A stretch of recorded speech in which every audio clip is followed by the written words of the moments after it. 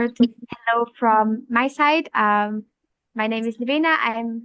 Most of you, I guess, know me. I'm part of the Moonshot Pirates team, running some programs. Also, the Moonshot Mindset program, which focuses on building your mindset. And one of our mentors, Dorothee, is also an expert in funding. And so she approached me and asked if she could organize this workshop together with Birte. They will introduce themselves more later.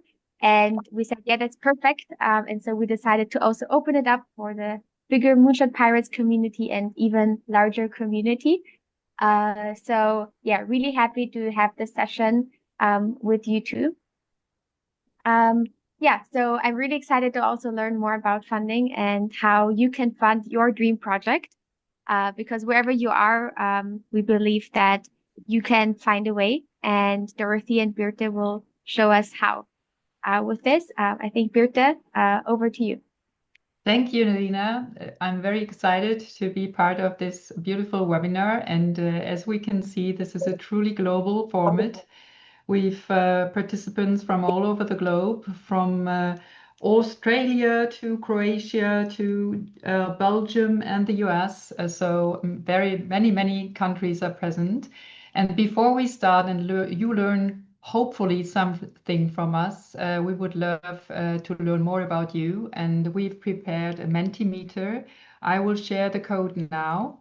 And I would like you to scan the code and then answer the first question. And then there is also a second one if you follow the Mentimeter. So just scan the code and then answer the question. There's the first one. Thank you. I have also pasted the link in the chat, so you can click it there as well if you're on your laptop. That's great.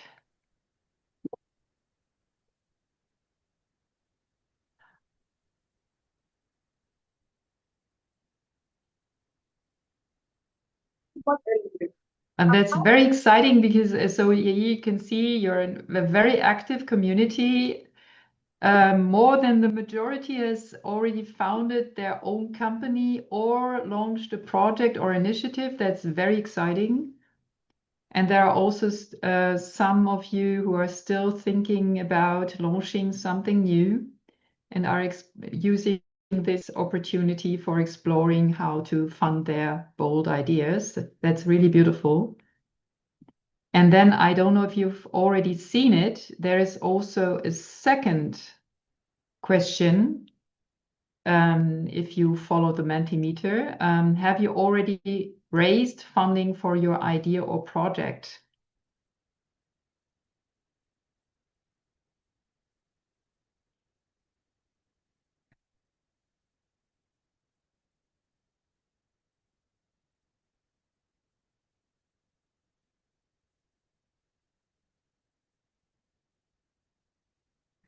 Oh, okay. So this is really, we are now at the sweet spot. There are many of you who have already started something new, an initiative, a project, a business, and you are looking on advice how to start, and you are in the planning phase. So I think this is the right moment now for us to start. And Dorothy, I would love to hand over to you for the first part of our webinar. But didn't you want to say 2 or 3 words about yourself before we start? I can do it when I start with my part. Just go ahead. Okay. Let's go then. Yeah, it's a pleasure to be here, and thank you for the two introductions, Nevena and Birte. The idea came up definitely when I was holding a session with my mentees, with my cohort, because I realized that a lot of people, they have great ideas, but they don't really know how to put them into action, and funding often seems to be like this obstacle. And so it's great that we can dedicate these like 1.5 hours today on our different experiences. And I wouldn't say I'm a real expert on funding. This is maybe the other thing. When you said that, Nevena, I'm more of a communications expert, but throughout my life, I've always like raised funds for different projects, and I'm going to share these different experiences in my presentation. And maybe 2 or 3 more introductory words about myself. So my first job was actually in an international NGO. And in that NGO, I did a lot of fundraising. I worked on sustainable development and human rights projects in Europe. And then after that, I changed sides. I worked for an EU funded program. And that was very interesting as well, because then I came to select the projects and monitor and evaluate them. So this perspective was actually very interesting, because now I know what the funding organizations are looking at. And for the past 10 years plus, I've been my own boss. I have my own small communications agency now. And I also, this is my latest hat, let's say, from last year onwards, I also did a training to become a business coach, a certified business coach with Mindvalley. This is, by the way, also the way I got to know Birte. And this is how life goes, with the different connections and flow. And yes, I'm also very happy to share my experiences with others and to empower them to do their own projects. So yeah, so let's get started. I prepared a little presentation. I'm going to share my screen. Just a second. Here we go. Yeah. Okay. Just oops. Yeah, and I wanted to start with some storytelling and an anecdote, because I realized a lot of people, they always they complain about the funding that they don't have, or how difficult it is to obtain funding. And I think especially right now in the current situation that the world is in, I mean, I'm experiencing it myself in the project that I have. From the beginning of this year onwards, this was a complete storm. I'm sure you can all relate to it. Like the Trump administration closed down USAID, for example. Other organizations I work with became super hesitant to spend their funds, or they're reorganizing their strategies around it. So it's not an easy environment right now, and it's easy to say, oof, I'm not going to do anything. It's too difficult to obtain funding. But I can tell you, this is exactly where the shift happens, because your mindset matters. There will always be difficult situations in life. And I wanted to share this first one I experienced in my life when I wanted to have my first Barbie. I was about 8 or 9 years old, and my sisters were playing already with Barbies with their friends, and I was obsessed about having my first Barbie. But my parents said they wouldn't buy me one. It didn't fit into their educational concept to have a Barbie. But I was obsessed with it. So I had two options: to accept it and say, okay, Barbie is not for me. I can't have a Barbie. I don't have enough money. I'm an 8-year-old girl, so whatsoever. But I said, no, I'm not going to accept this. So I used my summer holidays and I created what I would now call my first company. I called it Doris Service. And I wrote handwritten flyers at the time. There was no ChatGPT, no printing machine. So I just wrote my handwritten flyers and distributed them among our neighbors, friends, or whoever I knew in the neighborhood. And I told them, look, Doris Services, I can clean your car, your bike, I can cut your lawn, I can whatever need you help you need, I'm there. And after 2 weeks, I had the money for my Barbie. You see, so I had the two options, and I bought my first Barbie. And actually, for me, it's still in my mind, because it was a very inspiring experience that has accompanied me through my life. And I've experienced very different moments where this became apparent again. For example, when I was a student, we would raise funds through parties to have enough money for a trip within the faculty. Or when I was in the Scouts group, we would bake cakes and prepare sandwiches and sell them. So these are very small grassroots examples of how to obtain money. But I think it's a great way to focus on the mindset. Where you focus your energy on, that is what grows in your life. And that's what I really believe in, that has really influenced me a lot. Okay. Let's move now a bit more to the institutional side, because what we did is Birte has more experience on the private sector and the social impact investment and everything that is around it. And I come more from the public sector, because as I told you before, I was working for an NGO. I've experienced in EU-funded programs, or I also work with the UN or with foundations. So that's my comfort zone is more public funding, I would say. So in my part, I'm going to focus more on that. And actually, the institution I'm mostly working with is the European Union.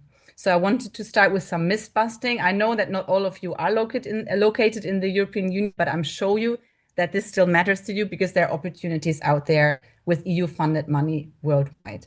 So the first myth busting is that a lot of people approach me all the time. Doro, you work so much with the European Union. So how can the EU pay for my project because there's so much money available in the EU? Yes, that's true. So let's do some myth busting. It's true. The EU budget is huge. It's like 27 member states paying for it. But it's not like you call Ursula von der Leyen and say, look, I have this great climate change project. Do you have €1 million for me? No, it doesn't work like that at all.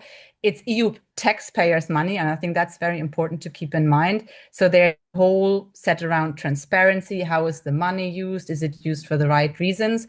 And this is why an institution like the EU often only works through calls for proposals. So they have calls that they launch for different types of stakeholders in different territories. We're going to have a look at some of these examples in a moment, but these are competitive calls. So you can apply for it.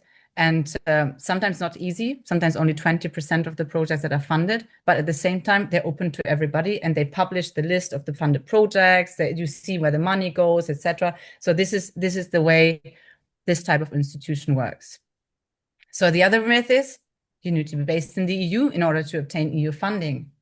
That's not true at all, actually, because there are different EU funds that are eligible for countries outside the EU. I'm giving you now one example here, but I'm giving you others afterwards. The NDICI Global Europe, for example, the Neighborhood Development International Cooperation Instrument is the development cooperation instrument that the EU has. And actually, the EU, together with its member states, is the biggest development cooperation actor in the world. That's something a lot of people don't know. They always think of the UN. I know for visibility reasons, the UN and the EU are often in competition when it comes to this, because people always know the UN, they always see the cars of the UN, etc. They don't think of the EU, but the EU is actually the biggest donor together with the member states. And there's something that was created after the pandemic. It's called Team Europe. Maybe some of you have heard of this.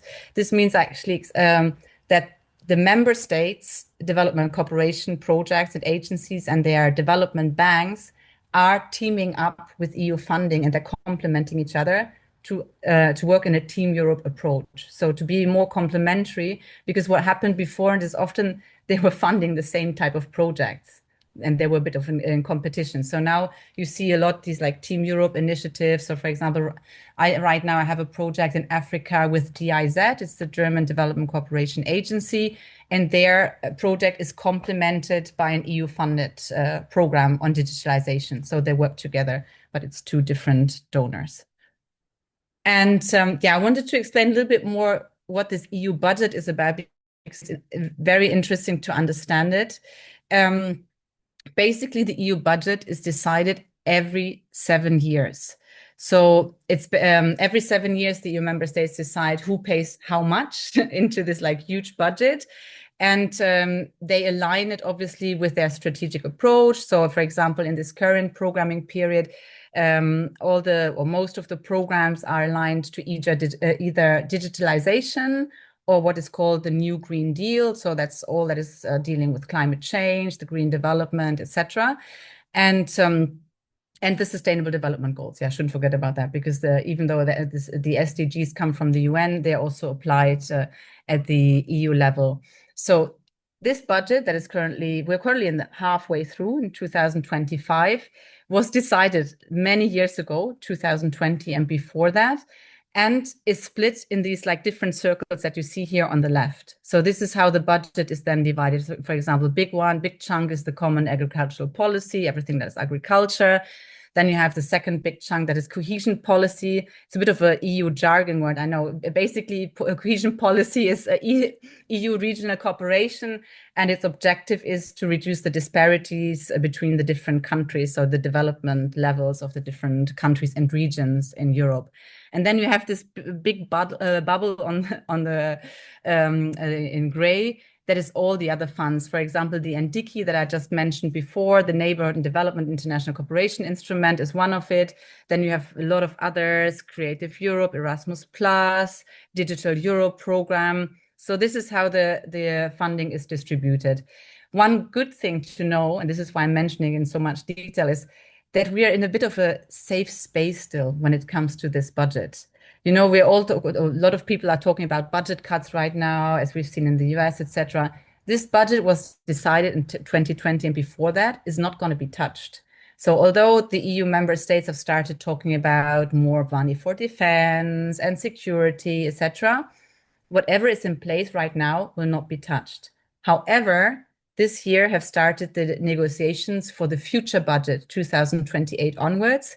And this is where everybody is a little bit afraid to lose money. So this is where now lobby groups are organizing themselves to defend their interests, because they're all afraid that, for example, money for education and culture, or like more soft matters, let's say, will be cut, and they will be spent more on security issues, etc. Because the world, unfortunately, right now is in this dynamic.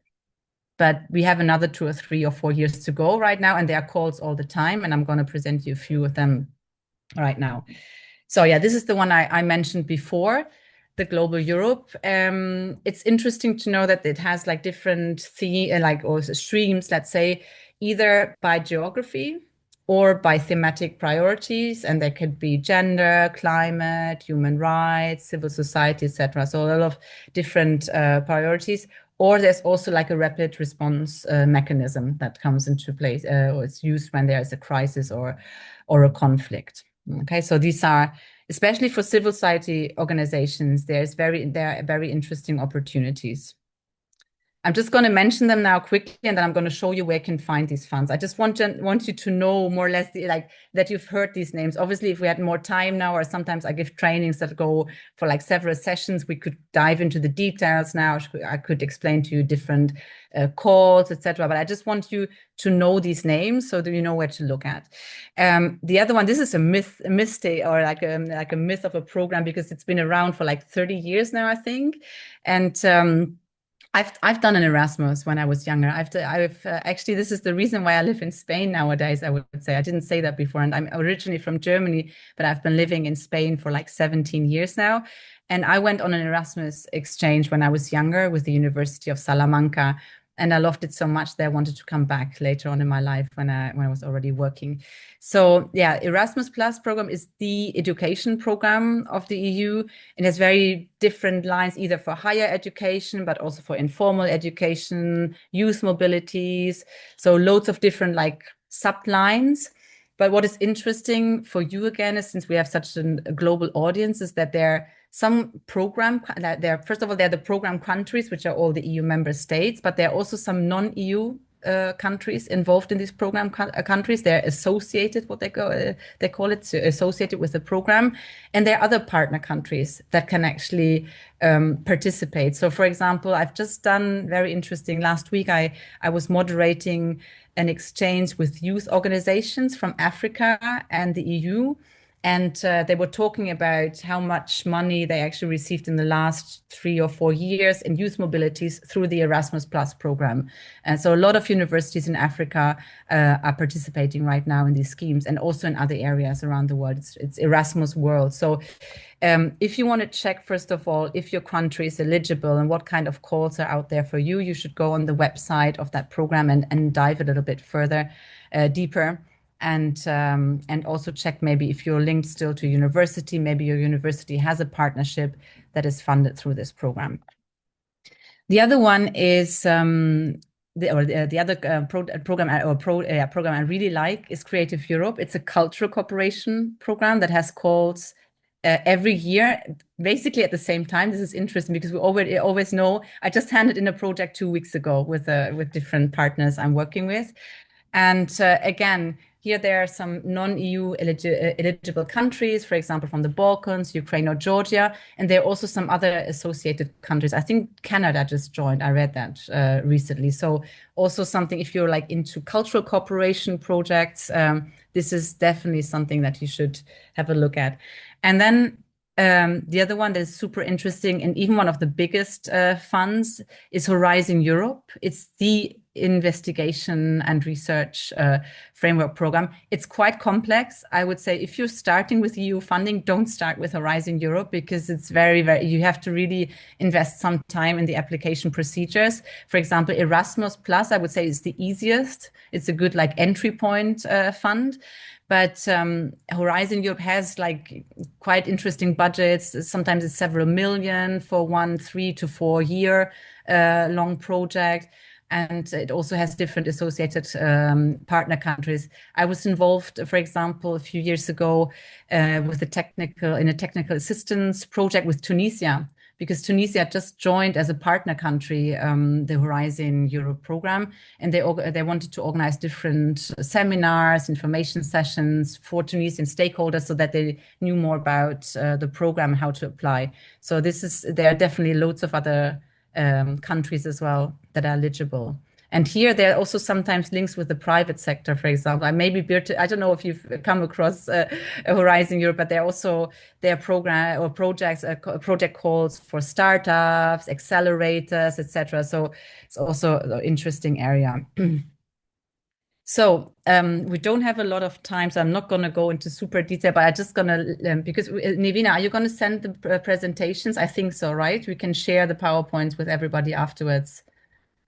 Yes, you Okay. can do that completely, and we will share it. That's great, because here basically I put you a link to what is now called the EU funding and tender portal. Very interesting page that you should have a look at. You can search there by name of the fund, by name of the call. You can even search for partners, because in many of these projects that I've just presented, you need a partner consortium. So you need like partners from at least 2 or 3 countries working together, and you can search for them on that website. So that's definitely a website that I would recommend you having a look at. Not all of the EU funded programs are on there, but more and more. This was like an initiative that has grown in the last years, because basically beforehand, every program had its own page, and it was very difficult to find sometimes the calls. Now they're really trying to gather them all on this one-stop shop page. So I think in the future, there will be even more out there. Exactly. So let's move on to some other donors. I've talked a lot now about the EU because that's my comfort zone, and that's really the donor I know best. But I've also worked with the UN before. And here's also the myth that I mentioned at the beginning, like, the UN has a lot of money. It's the same as for the EU. A lot of people see the UN all the time. They think, it's easy to get some money from the UN. Obviously, it's not that easy in practice. But I know two schemes. First of all, what happens actually in practice is that often the EU funds a project and the UN is the implementing partner. That's actually something you need to know, and a lot of people don't understand that. So the money comes from the EU, but the UN implements it. This is where sometimes in my area of communications, the conflict comes from, because then the question is, where do we put the logo or the logos? Which logo is bigger? Is it the UN or the EU? Obviously, all the logos should be there. Sometimes it's not being respected. But so basically the UN has the great network on the ground, and this is why they're an important implementing partner. The other option that I at least know is that you have voluntary contributions. And I put you here a logo. It's not very nice. It's like, aesthetically speaking, it's a bit like this logo that I put from the ETIN network. It's a project that I was involved in last year. I didn't design that logo. It was given to me. But basically what is interesting with this project is that it was funded by the German government. It was a German ministry that approached the UN, and this is UNEC is actually the United Nations Economic Commission for Europe in Geneva. So they said, look, we have, I don't know how much money they had, but I think they had several million euro available, and we want to spend it on a project linked to transformative innovation. So we give you this as a voluntary contribution as a member state, and we want you as the UN to create a project around it and to implement it. So it was really, it's funny because usually it's the other way around. You have like the project idea first and you look for the funding. In this case, it was really like they were given the money, they were given the topic, and they spent even quite some time at the beginning to think about what kind of activities would make sense. So in the end, they created this network on transformative innovation. But their problem was last year. I was only involved in like the final stages, let's say, where they were communicating about the results, etc. But their funding finished off at the end of the year in December. and Germany decided they didn't want to repeat. So they didn't want to give another 3 years. Don't ask me for the reasons, it doesn't even matter. But yeah, so Germany withdrew their funding for the future, but in the meantime there was a network that had been created. So what the staff at the UN did, at least what I saw in the period when I was still there, is they started fundraising themselves. So I think this is something you need to keep in mind. Actually, the UN often themselves they're fundraising, and they depend on the contributions from the member states. So what they did is they approached ambassadors of the different countries, like ambassadors in Geneva. They approached ministries, and they presented the project, and they asked whether there was another country willing to pay, or even countries. They wanted to have like a fund, maybe different contributions from member states. And I think this is what's happening quite a lot right now. You hear that the US is no longer, I think they withdrew from UNESCO and from some other, maybe the World Health Organization. I think they also withdrew. So when a member state withdraws, that means a lot of funding goes with it. And it's not so easy just to go to the UN and say, yeah, let's fund my project.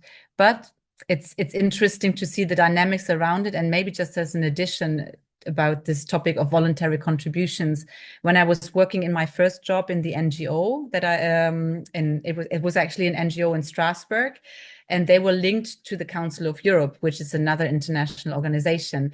And I saw my boss at the time also doing the same thing with the voluntary contributions, because the Council of Europe also sometimes got voluntary contributions from the member states. So I would sometimes accompany my boss going for coffees and to receptions to meet the ambassadors to ask for funding for the project that we were involved in. So it's a practice that is quite common around international organizations, I would say. Okay, so let's continue. I just wanted to give you, before I hand over to Birte, I just wanted to give you some alternative ways apart from the bigger organizations that we just mentioned, and also to provide you with a fast track, because I can imagine that most of you are a small organization. Yeah, if you're part of the Moonshot Pirates as mentees, as cohorts, you've probably just created a new association or a network or an initiative. And well, first of all, I didn't say it beforehand, it's very important to have this legal status, because although some of the mobility schemes I mentioned before from Erasmus Plus are available for individuals, most of these funding schemes are only eligible or available for associations or organizations that have a legal status. So if you don't have a legal status yet, something to think about. And the easiest legal status is just to create an association. You just need 3 people creating a status. At least that's the case in Spain. I know the law here. I know in your country, but basically it's quite easy. You don't even have to have a budget or like employed persons. It can be an association with volunteers. And a fast track to go even like faster in your development is that once you have your association, for example, you join an already established network in your area of work. And I'm giving you here the example of ALDA because that's actually the association, the NGO that I worked for as my first job. I know them quite well. So they part of their funding comes from membership fees, that's for sure. But what they actually always do is they have a whole fundraising department, and they write projects all the time around the area of local democracy, human rights, sustainable development, etc. So once you become a member, obviously, it's much easier to join a project consortium because ALDA is developing new projects all the time. You could say, look, are you still looking for a project partner in this country or in this area? I'd like to join. So they basically write the project for you, and you don't have to do so much work. And what also happens sometimes, and that's another like bit of a buzzword, but it's important that you understand it, it's called cascade funding. So what happens here is that an organization like ALDA wins a project, for example, funded by the European Union, and they launch calls themselves. So for example, they win a Horizon Europe project for 4 years, and within that project, they launch a call for small activities. And often these actions are maybe 20,000 euro, 30,000 euro, 10,000 euro. That's great because it's so much more accessible. It's not, I mean, you don't have to work for a month to apply for the fund or so. You just, it's a very like simple procedure. and it's a good starting point to enter the kind of world. So watch out for cascade funding. Maybe Google it. You probably even find something when you Google it. I haven't tried that right now, but I know that there are quite a few projects that apply this methodology. And then another way, completely different way, I've used several times in my life, because I'm sometimes frustrated with the institutions. This is something I also have to admit here. It's great to have public funding. It's great to be transparent, but it's very slow. Sometimes from the idea to receiving the first money, more than a year passes. And so when I have ideas that I want to do immediately, it's frustrating to go through EU funding. I think the EU funds or projects are good for like the more long-term things, visions you had for a long time. But if you have something that needs immediate reaction, then you shouldn't rely on the public funding. Maybe it can be complementary, but you shouldn't rely on it. And here I'm giving you the example of crowdfunding, because as some of you may remember, or maybe not any longer, 6 months ago, there was a huge flood where I live here in Valencia, and more than 70 communities, like small villages, were partly destroyed, were affected. Here you see some photos that I took a few days after the floods happened. And my husband, he has actually a food truck. So we decided to help out in the communities and serve food and drinks for free. And we thought actually, we just go for a weekend and we hand out some free coffee and that's it.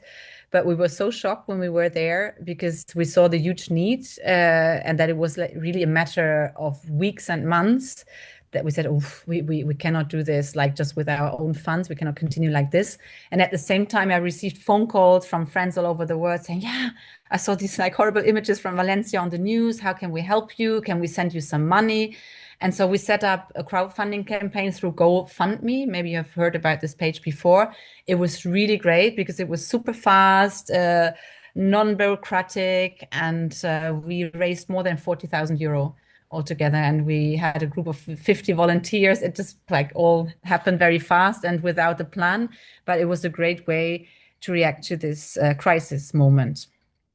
And I did another one already like 3-4 years ago, because I published a children's book 4 years ago. This was like a creative idea I had for a long time. I didn't really know how to do it. I approached actually some of the public institutions about it, because I thought, yeah, maybe they would be interested in collaborating or funding my book, because it's what we call in German a Wimmelbuch. Maybe I don't think you've heard of it. It's like a book where you have a lot of things happening, and it's full of illustrations and very little text basically, and you can search things. It's like a search and find book, like the Wally books. Yeah, maybe that's a good comparison. And in Germany, these type of books are very known now, because they're even used for city branding. Like every city has its own Wimmelbuch nowadays, but it didn't exist in Valencia. So I thought, maybe I approach the city and maybe they give me the funding. But it was very difficult because, since it's a book that could be sold, and there were a lot of questions, who would actually sell it or not. So in the end, I just launched the crowdfunding campaign together with the illustrator. And here we used the platform Verkami. And one of the lessons learned, I think, of the 2 crowdfunding projects I just mentioned, is that crowdfunding is a whole world of its own. They're like, it depends on the country where you live and which platform is popular. I think Verkami is popular in Spain. In Germany, is it Start Next now? Kickstarter. Kickstarter is another one. Yeah, there's loads of other platforms. So it's good before you start a crowdfunding campaign that you check what's the platform in your country, and you can even ask ChatGPT these kind of things to And sometimes the platform also differs depending on the type of project you're doing. So whether it's like a crisis project like I did before, a cultural project, a social, educational project. So depending on the nature of your project, different platforms may fit better, because obviously a good thing is, on the one hand, you do a crowdfunding campaign with it, like you inform all your friends and contacts, but also if you're doing it well, and that happened in this book project with us, we became like the top 3 of the crowdfunding website in the first 2 days or so, because the illustrator and myself, we did a lot of campaigning.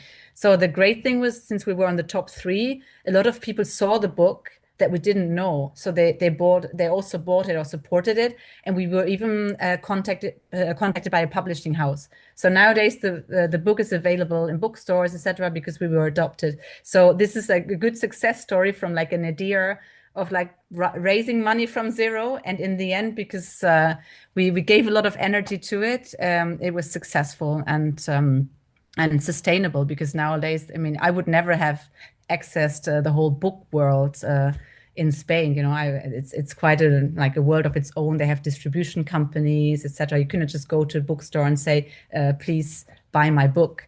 It's not like this. So I learned a lot about publishing as well. And another world that leads a little bit the pathway already to Birte, I would say, are foundations. At least I know from Germany. I think Germany is one of the countries where they're like most foundations in the world or something like this. I don't know about the other countries. I guess in Switzerland there's also many foundations. So depending a bit on your context, but I know in Germany there's loads of foundations. And once I had this example of a theater project it was like a cross-border theater project on the First World War. So very, very niche project, I would say, from the topic and even like this cross-border nature. They approached me and said, "Oh, Doro, can you help us? We really would love to look for funding. We just missed the deadline for the Creative Europe program, but we would still like to go ahead. And we already have some funding available, but we're still missing another 50,000 or whatever it was." So what I did is I had a look at the list of foundations that worked on these topics that were linked with France somehow and Germany, or like this cross-border relations, or with theater or with culture. And I wrote them letters or emails, and I called them. And two foundations eventually funded us. It was a small contribution, but I think, again, it was a great example of you can just pick up the phone, and if you direct your calls or emails to the right sponsors, donors, or whatsoever, it can be successful. You just have to do this like initial research to direct yourself at the right persons. And I want to finish my part just with a final anecdote from my life, or example from my life. Is a case study of an association that I founded myself. I mentioned before, you need the legal status, and I was in that situation. When was it? 15 years ago? Yeah, it's a long time ago already that I founded this association. It was basically just after moving to Spain that I had a group of friends, and we thought, yeah, we really miss more cultural events in Valencia, and it would be great to link them also to some European citizenship or a European activist theme. So it would really be nice to have like a European cultural association. So we created one. We sat together, three of us. We created it, and we also created a membership scheme, a very low key one. I think we paid like €20 per year, the members that were there. And then once we had the legal status, we had our registration number. We applied for a first call at the local level. It was a local cultural call from the city council. And we also organized some first events where we sold food, like what I told you before from the Scouts. We also applied it here, very grassroots. Then once we had this experience, we joined a European network. This is the other example I gave you before, like the fast track. We found a network that's called the Anna Lindh Foundation in the Mediterranean. They're based in Alexandria in Egypt, and they work a lot on intercultural, interreligious communication. So we became part of the network, and they actually launched a Cascade Fund. So we won a Cascade Fund to do a photography competition and an exhibition with it, etc. Then as a next step, we became a partner in several European projects. So we were a partner in Erasmus Plus programs. There's another one that I didn't present. It's called the Equality, Rights and Values Program. That's more like for EU member countries.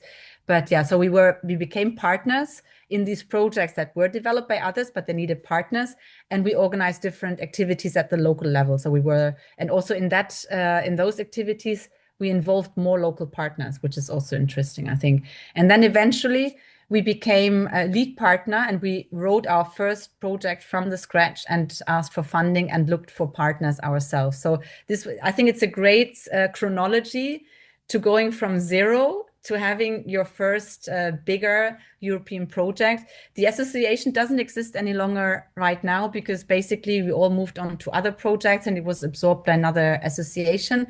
But I still find it a great roadmap that I recommend to anybody who wants to start from the scratch and look for funding. So I didn't even check the time. I hope I'm more or less okay. Yeah, 10 minutes more than I thought I would. I don't know if you want to allow already first questions just on comprehension on my part, Birte, or if you want to pick up directly and complete, and we leave the questions for the end, right? Yes, I would think so, yeah, Okay. because then they have a combination of both. Okay, exactly. Yeah, thank you Go very for it. much, Dora. Very inspiring, and I even realized that we have something else in common that I wasn't aware of, the Barbie story, because I had to convince my grandmother to buy me one because my parents also didn't want to give me one as a gift. So yes, now I will share my screen with you for the second part of this beautiful webinar. So I will go to presentation mode. Do you see my screen? Yes, great. So hi everyone, my name is Birte and I'm super excited to have this second part of the session with you, and it's all about how to fund bold ideas with private capital.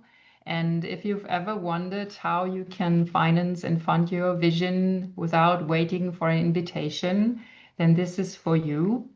As a first step, I want also to introduce myself in four stages. I started in the big world of large corporates and corporate consulting, strategic consulting, and then the turning point was when I got into contact with the whole startup ecosystem, and I started mentoring startups and realized how great and inspiring it is to collaborate with them to really work on and build businesses that will literally change the world for the better. And this is how I started my second life, I would say, as a business angel and a coach.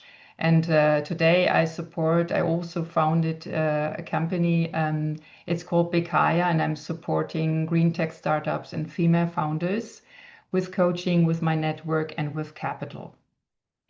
So if you're now asking me what the heck is private capital, so what is this big word private capital about? So we've already heard about the public part.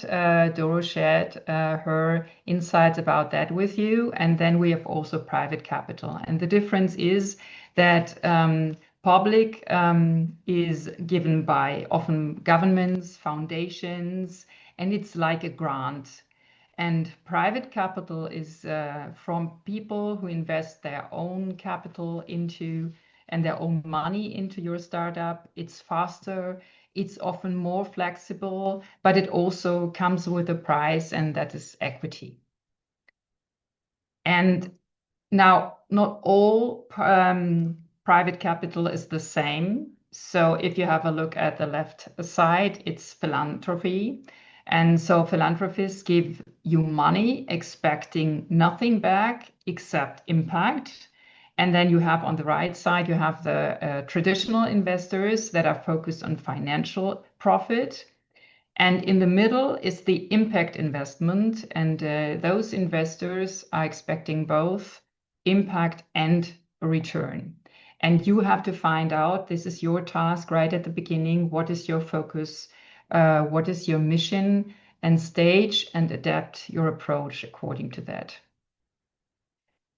Now, here's the thing, it's not only about private capital, but it gives you also speed. It gives you visibility and confidence, and it helps you to act right now. And I've brought you three examples. One is Too Good to Go. This is a Danish startup. It has been founded by some friends in 2015, and they noticed how much perfectly good food restaurants were throwing away. at the end of the day. And they thought, what if there was an app that let people buy that surplus food for a low price before it gets thrown out? And so they created a platform, and that connects today restaurants, bakeries, and supermarkets with users who can rescue the leftover food in surprise bags. That's what you see on the picture, in the picture. And right in the beginning, it was just an experiment. But then with the traction, as the demand grew, the angel investors and early stage impact funds came on board and helped them scale the platform beyond Denmark. So that helped them. They could hire a tech team, they could build local partnerships, and they could expand internationally. And today they are operating in over 15 countries with more than 85 million meals saved. Yeah, that's a number. And over 80 million registered users. And they not only built their business model, they even changed behavior because it made food waste a mainstream topic. This second, or the other, on the other hand, you see Sathi. That's some of you are from India, so maybe you already know that startup. It has been founded also in 2015 by a team of young engineers from MIT and IIT in India. And they had a passion for social impact and sustainability, and they realized while they were working in India that there were millions of women who lacked access to affordable hygienic menstrual products, and that most sanitary pads were plastic-based and non-biodegradables. And they decided to change that, so they created a biodegradable, eco-friendly sanitary pads made from banana fiber that is all over the place, and is an agricultural byproduct. And so they created that a solution that comes without chemicals, local sourcing, and a zero waste closed loop solution that is sustainable and accessible. And they also got support from impact investors and also social incubators. One of them is UN Ltd in India, and also MIT D-Lab. And they also got grants and won pitch competitions. And today, over 300,000 women have been reached with their solutions, and tons of plastic waste have been avoided. And they not only solved a health problem, but they really tackled a whole social stigma and included also economical inclusion. Ecosia is a solution from Germany. I know the founder, Christian Kroll. He's based in Berlin. He came from his university career. He was traveling through South America and then realized the whole issue of deforestation and poverty. And then he had studied business administration, and then he decided he wanted to do something good with that knowledge that he had. And he realized that the money generated by online advertising, especially by those the solutions you already know, like Google, could be redirected to support environmental causes. So now, if you use Ecosia, it's also closely linked to Google when it comes to the search algorithm. You can download it right now, and with every search, you will support Ecosia because they will use their profits to grow trees all over the world. It's already planted over 200 million trees in more than 35 countries around the globe. So this is the impact you can have with a small idea, and then bringing that into traction, and then attracting also investors. So here's the road that could be your road when you are on the lookout for private capital. So depending on your stage, there are different types of private capital. So there is something often offered by universities, but there are also private incubation programs by foundations and other institutions. This is for the very early stage. You have the first idea, you want to work on it. Maybe you need a working space, somewhere you can go, meet your friends, your collaboration partners, and where you will also be, where you will also see your mentors and have a whole ecosystem that will support you. Then many of those universities also offer accelerator programs. So whenever you are in that stage, you have your first MVP. MVP is minimum viable product. Then you can apply for that accelerator program. And then again, I'm mentoring with RWTH. That's the University of Aachen in Germany. And I'm helping that type of founders. So the teams, they have already a first solution. Now they are looking for the solution market fit, and I support them with scaling their business. And then at that point, more or less, when you have first traction, first customers that are attracted by your solution, that are maybe agreeing with you on an offtake agreement, like the first pilot project, then this is the right situation to ask or to look for business angels like me. I'm supporting founders in the seed phase and sometimes even in the pre-seed phase. So this is when you have already proven traction and proven that there is an interest in the market for your solution.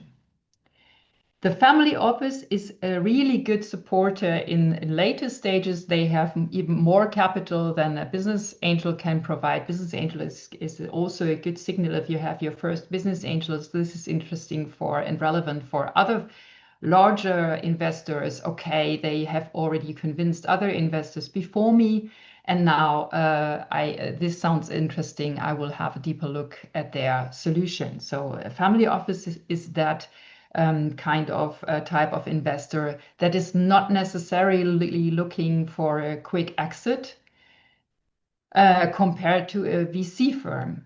If you are collaborating, because many startups are talking about VCs and are looking for VC capital, but this also comes at a cost in my experience, because they are really looking for high growth companies. Like you need to they need to be sure that you can have a multiple, they can have a multiple with you if they invest in you, like 5 to 10x the amount they invested in you within 6 years. So they will push you very much for a strong growth, whereas family offices are, in my experience, a little bit more relaxed when it comes to the quick growth. So they have more time. They are looking for long-term investments. So this is basically the road the startups take. And now you can ask, okay, so if I have that idea and I'm looking for investors, so what are they really looking for? And this is not only true for VCs, this is true for any investor, from university to VC. So one thing is you need a really passionate complementary team and the ability to execute. You need to have a team where there is one person is like the CEO, more an extrovert, really the visionary person in your team, maybe who founded the organization or really has a sales expertise. And then there is the tech guy who has that other expertise. Maybe if you're in the SaaS, or if you want to build a SaaS platform, someone with an IT background and who really helps you build and grow that platform. And then sometimes you also need a CFO, someone who really makes sure that all the financials are covered by someone in your team. So you have often 2, 3, even 4 founders in that team, and the ideal setup is that they are really complementary. The second thing is you need a real world pain point and a clear innovative solution. So I'm always really looking, what is really the problem and what is your solution? And sometimes there are founders and they are offering me the solution, but there is not really a problem, or I cannot understand what is the problem that you're solving. And this is the moment when I would really recommend to turn the thing around and really start with a problem and what is your solution? And then is it a big enough market, and is there growth potential for your kind of business? So why should I invest now? Why should you build that company now? Is this the right time in a growing market? And is that market big enough to really support that growth? And how do you make your money? How scalable is that? And last not least, what is your purpose to build that building that company? Is it really something like there sometimes the most convincing pitches are the pitches like the one you had, Doro, like you have really a problem, you see the problem in your neighborhood in Valencia, and you go out there and you present the solution, and you can really, you have made that experience yourself. And this is the same is true for the founders I presented to you before, Sathi, and Too Good To Go, and also Koja. All the founders, they experienced the problem themselves and they tried to do something about it. And also, and in this area of private capital, it's also about myths. So let's kill some myths here as well. You don't need a perfect plan. We all know, even the own investors, everybody knows there will be change. And it's even something I check out when I talk to founders. Are they adaptable, or do they stick to their original idea just because they fell in love with that idea? But what you want, if you talk to founders, is that they're adaptable, that they go with the flow. The next thing is you don't need 5+ years of experience. Nobody is born a founder, and you don't need to be born a founder. It's important that you have a good energy, that I trust you, that you will go with that energy 5 years and follow your dream, that you have a strong why. Why do you get up and pursue your business every day? And won't let go, and that there is a strong team that is backing you, and you are doing that all together. And you don't need a super polished pitch deck. I'm a communications expert myself, but you don't need a super polished deck. The most important thing is that there is clarity, that I really understand there is a clear problem, a real solution, and a story behind it. What do you give in return? So this is something many founders are afraid of, but it's not as risky as it seems, because yes, you give away equity, but you don't give away control, because the investors, they want you to lead. So as soon as you have private capital, because this is also a difference between private and public capital. The public financing comes with grants, and this is non-dilutive, we say in our capital language. So you still own 100% of the company, and the grant comes on top as the funding. Private capital is different. You give away a share of your equity, and because I trust you that you will grow your company, and with that my share will grow as well. And this is the whole game. So yes, you give away equity. No, you don't give away control, because I don't want to take over. This is not at all my idea. I want to support you. I want to help you grow, and together we can create momentum.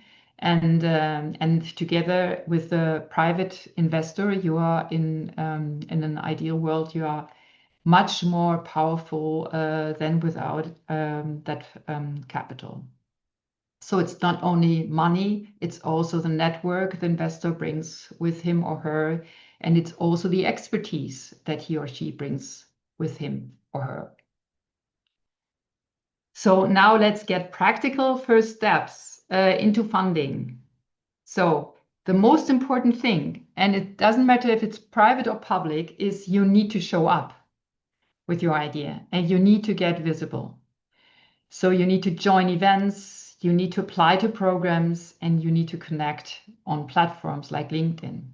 If you are below 18, that doesn't make any sense, but as soon as you're a student, you can go to LinkedIn and be present there with your idea as a founder.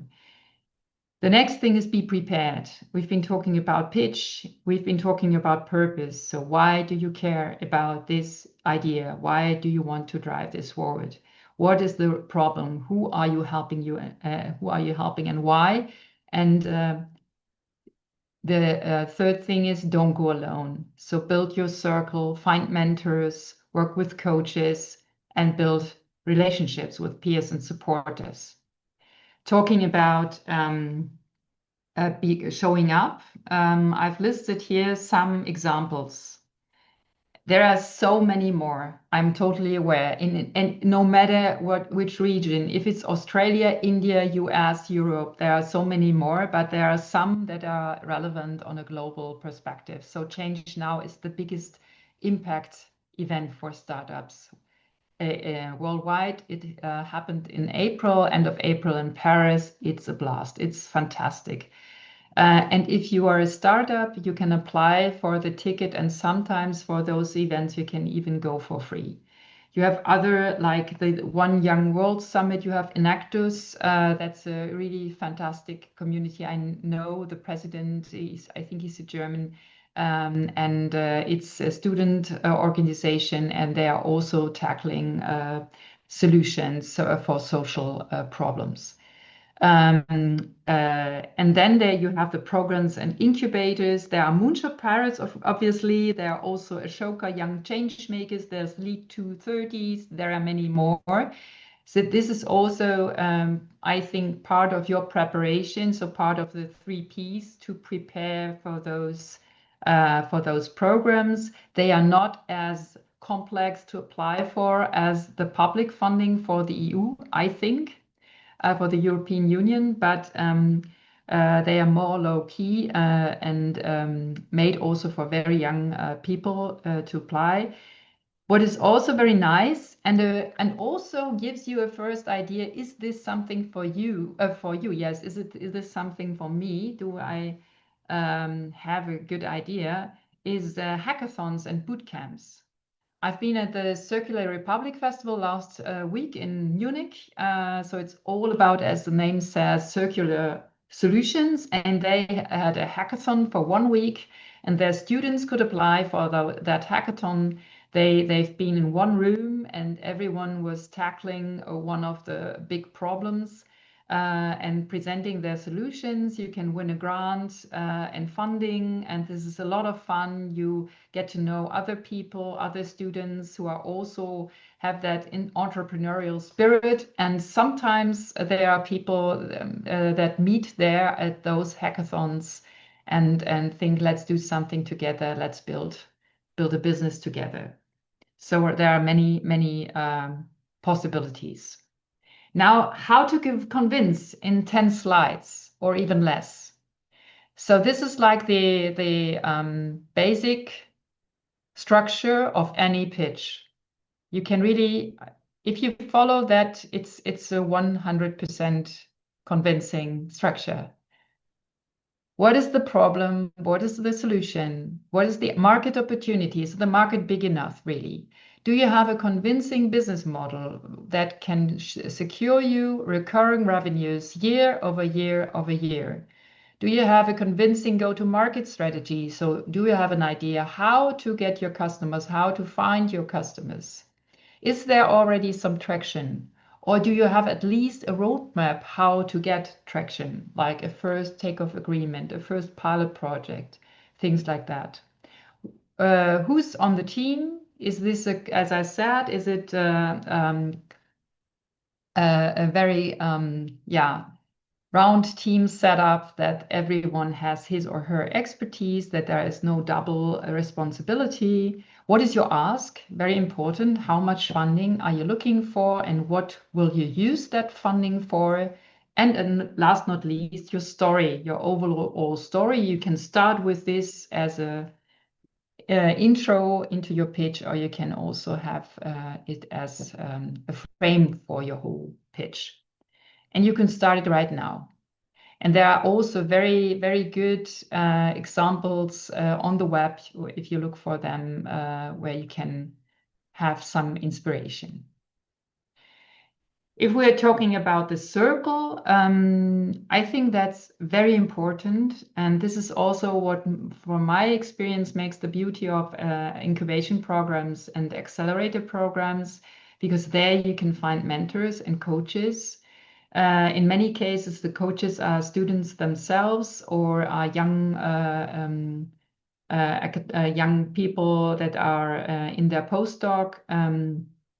And that help you grow as a person, not only as a founder. The mentors have walked the path before you. They can tell from their experience what they would do if they were in your shoes.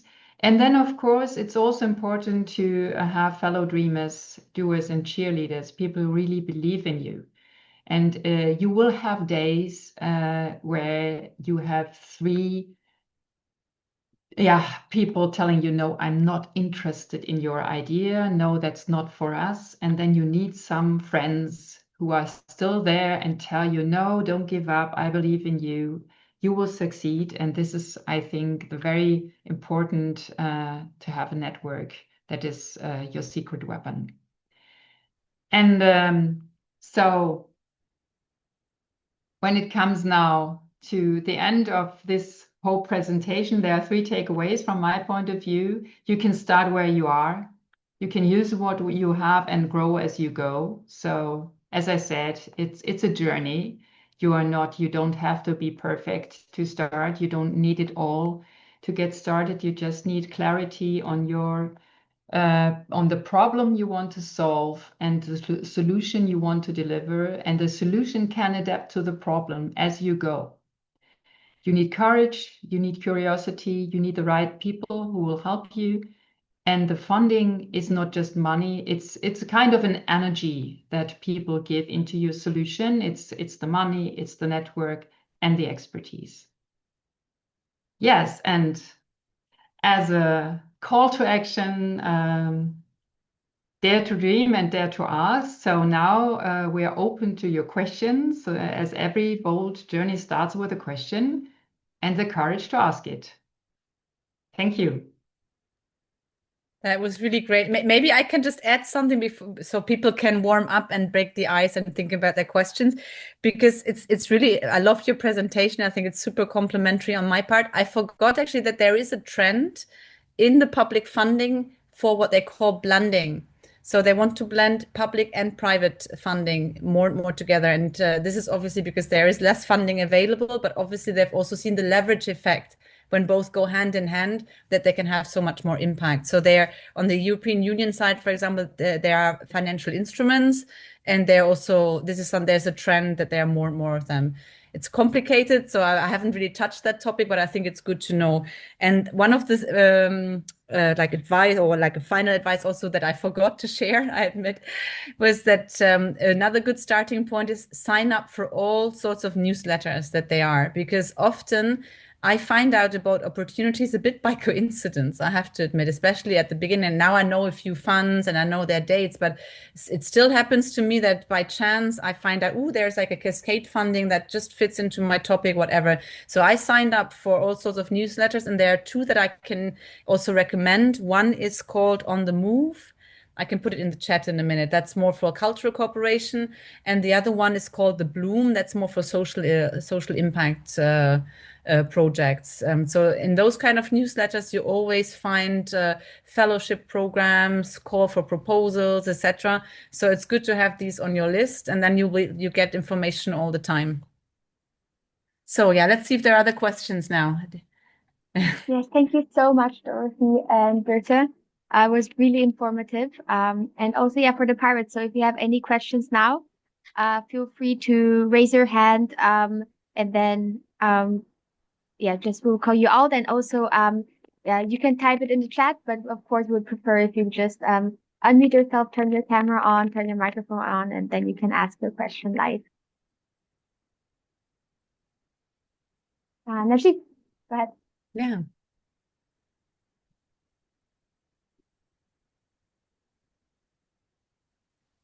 Thank you, Navina. Hey, Dorothy, how are you? And so just a question. This was an amazing, great presentation, actually. Just gave me so many different ideas. So thank you for sharing. I wanted to ask, because I'm in a health and wellness business and branding, if I wanted to, as a founder, think about, combining all this holistic health and digital programs and AI going on, like the way it's booming these around the world, what type of investors or funding model do you think I should explore first? Secondly, how would you recommend, like, what should be some key factors in investors that I should look for in the early stage of this, venture, especially those aiming to scale globally? So I think, as talking about the business model, that's first thing, as I said in the beginning, you need to find out, is it a business model? So will I have profits or not? If you have profits, then the right type is a classical investor. And then you can go through the incubation and accelerator programs, which are basically for students, but sometimes they are also open to people who have who are in their 30s, 40s, or older, and you can just apply for that, which gives you the advantage to have like mentors and coaches and build your whole ecosystem. So this is the beauty about it, and then they will open for you doors to other networks, to other events. And for the right type of investor, it's completely depending on your business model. So if it's a health issue, then there are investors that are solely focusing on health solutions. And then if it's a SaaS solution, then it's a tech and IT focused thing. You can also apply for pitch nights on tech issues. So one thing I can recommend to you is also look for pitch nights, look for pitch events where you can present your solution. And this can either be, if it's a health related solution, a health pitch night. Sometimes there are also pitch nights on digital health, and there you can present yourself. That's great to know, because again, I mean, thinking about the chronic illnesses and diseases like diabetes is such a huge thing these days, right? And when I was growing up, to be very honest, cancer I used to hear maybe once a year. Now you hear it like almost every other day, like every other housing or something. And there are so many different versions of cancer actually these days. Doctors these days, if they can't really figure out what the symptom is, they call it a cancer, and that freaks out, right? That can freak out anyone. So it all comes knowing from my own health growth and everything in the last 5 years, figure that it's such a sensitive topic that we don't really look into it because it's all happening inside us. But when it really hits us, there's lots of other issues going that. So if we can control that, and the more we can talk about awareness and creating that, and for that vision that I have, obviously exactly the presentation you guys did, you need more people, you need more associations and people to join in, so you can grow this as everyone's vision in this case, because you're growing together. So yeah, I'd love to hear more. That was the whole idea. Thank you so much. Thank you, Najib. I think we have Zoe next. Yeah, sure. Thank you so much for both the presentations.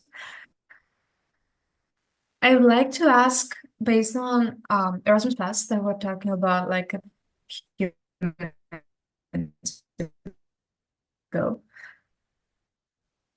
About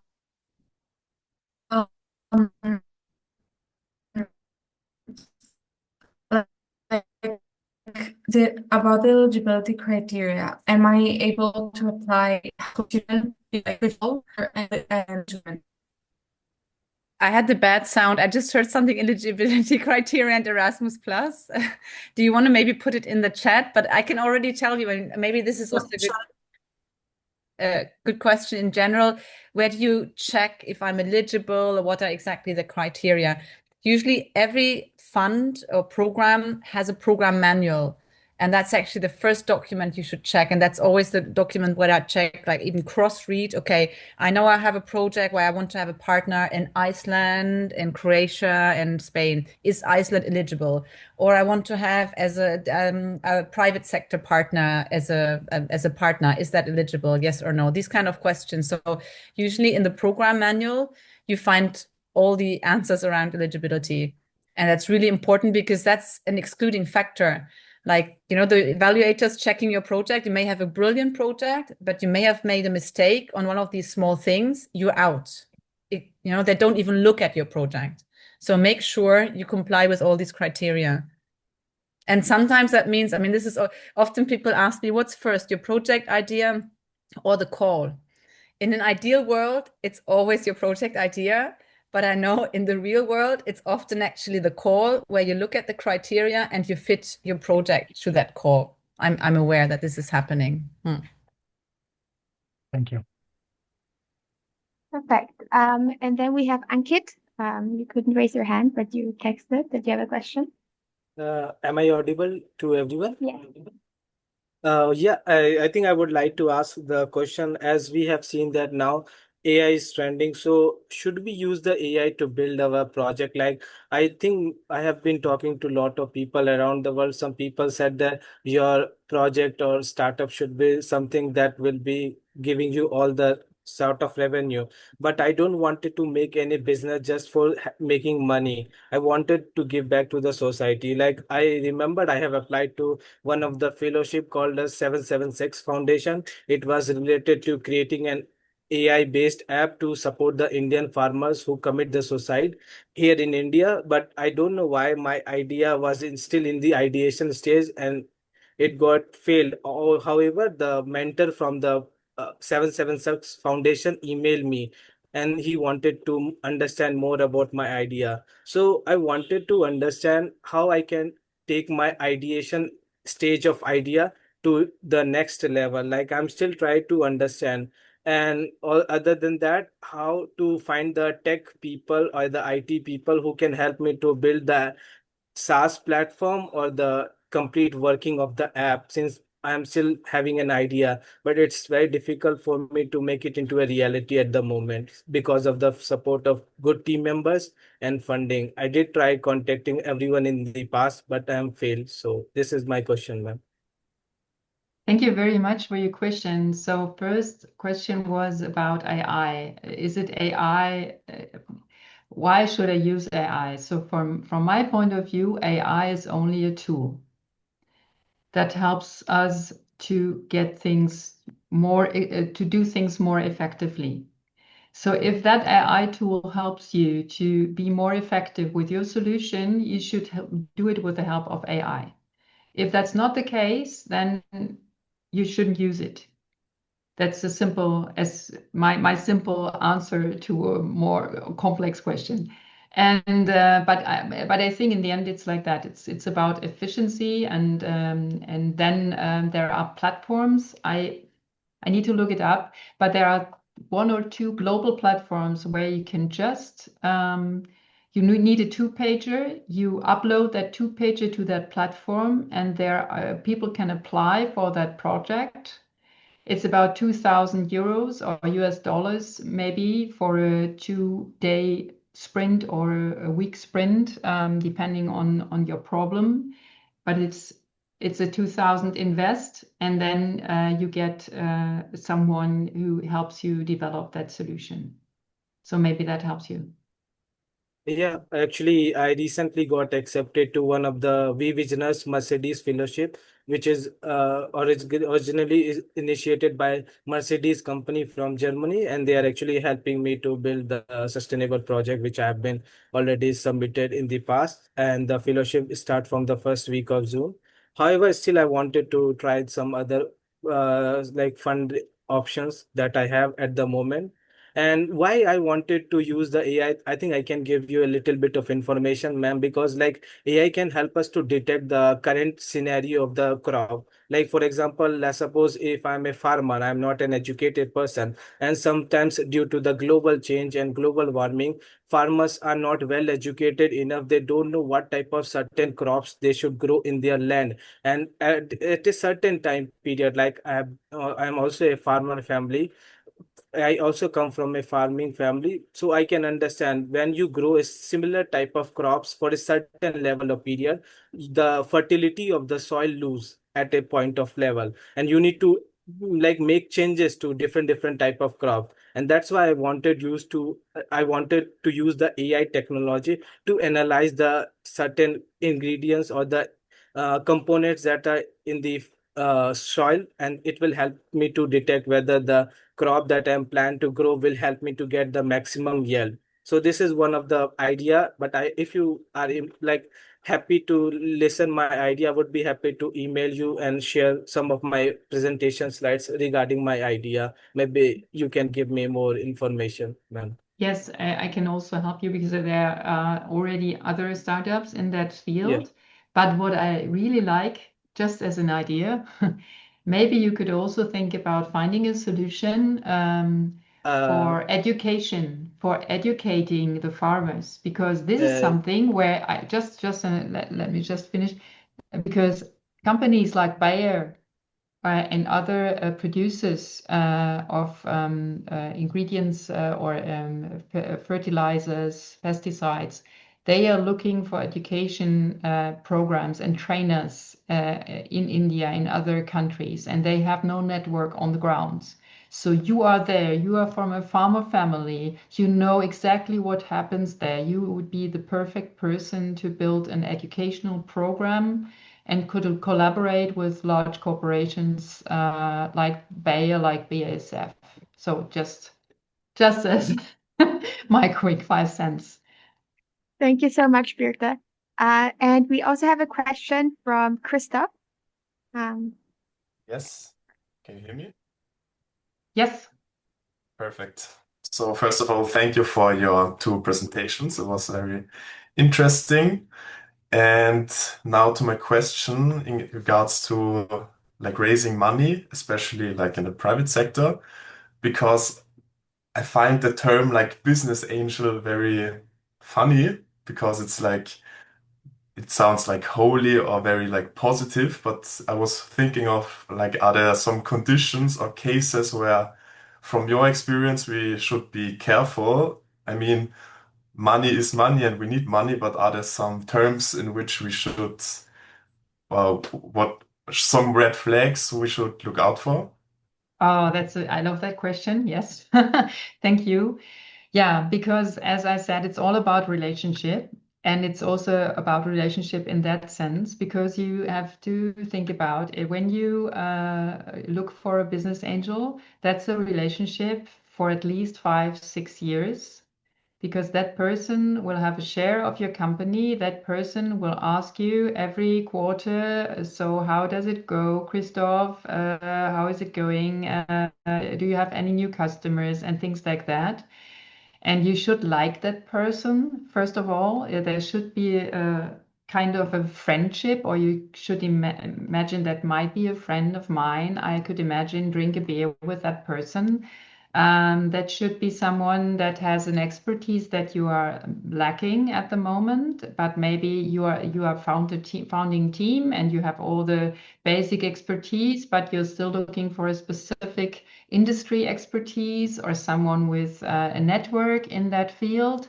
Then that person would be the ideal business angel. And it's called business angel because they are investing at a very early stage. So it's almost like you never know what happens. There can be the most promising startup and it's not going to happen. And then there is some solution and you didn't really believe in it. And then it just starts off like you never expected that.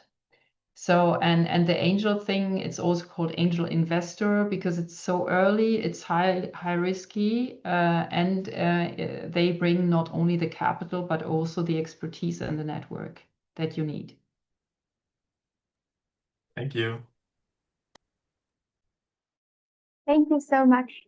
Thank you again, Birte and Dorothee. If anybody has any last question, now is the time to still raise your hand and ask it live. Otherwise, I guess also maybe Dorothee and Birte, they can reach out to you if they have any further questions. I just want to also maybe say something. Yeah, before you close with the moonshot. Okay. Yeah, but go ahead. Can I just say No. now or yeah? Yeah, of course. No, we just wanted to say we know it has been super compact, and I guess there are a lot of questions to go deeper. I just wanted to do a little bit of a self-promotion at the end because I'm doing trainings regularly, and I've started a waiting list for the next training that I'm starting in September. So if anybody is interested, I just share my email, and then you can get more information once I launch it in the first or like the second half of the year. And I think Birte as well, she's going to share her email if you want more. Yes, I would also love to share my email, or we can put it like that, Navina. In my last slide is my contact details, so you can just copy and go from there. And so Navina will share our presentations with you, and there you will find everything. And what I would be interested in, maybe you could also share that in the chat for the last minute. Are there any things you would like to have a deep dive on? Like, are there any things that you say, wow, I would love to have a second or third webinar solely focusing on that? So that would be very interesting for both of us. And maybe we can build on that and have a second or third round of that kind of webinars. Because it was a bit of a pilot for us. We wanted to see how to fuse our two worlds, because I've done trainings only on EU funds and like with a series of webinars, like 4 or 6 sessions going deeper into different funding programs and how to apply, etc. But we've never done this combination. So it was really great for us too. Yeah, feel free to type in the chat. Also, we can ask on Discord our pirates what they would like to see more in the future, and then share it with you as well. And yeah, feel free to share your contact details in the presentation if you want to share it here as well. We will share the presentation afterwards as well. So again, thank you so much, both of you. Thank you for everybody who participated and who came to this call. I'm quite sure everybody of us got something for their own projects or for your idea. Just from my side, from the Moonshot Pirates side, we are having 2 events coming up that we really want to share with you, especially as you're working on your idea. First of all, we have an online event coming up on 14th of June. It's about bold ideas. So we have quite a few pirates who have an inspiring story to share, and we're creating a space, an online event where they will share their stories live. So if you want to join, we will send out more information soon. And then also very much connected to that project idea, and as you're working on your ideas, we have a challenge coming up. It will be happening from July until August. So just a heads up, we haven't really announced it yet. So you're one of the first people to get to know that we're having a challenge again in July on the topic of climate and climate change. So if you're already having a project on that, or if you would like to work on a project like this and you want to start your journey and then eventually get into the topics of funding, this is the perfect place to start. So follow us if you're not already, follow us on Instagram or in our Discord or newsletter, and you will get all the information there. With this, again, thank you, Birte. Thank you, Dorothee, so much. Also seeing the chat, everybody's really happy about the session. It was really valuable. Thank you, everybody, again for joining, and have a great day, evening, wherever you are, and see you all soon. Bye-bye. Bye, everybody. Bye-bye.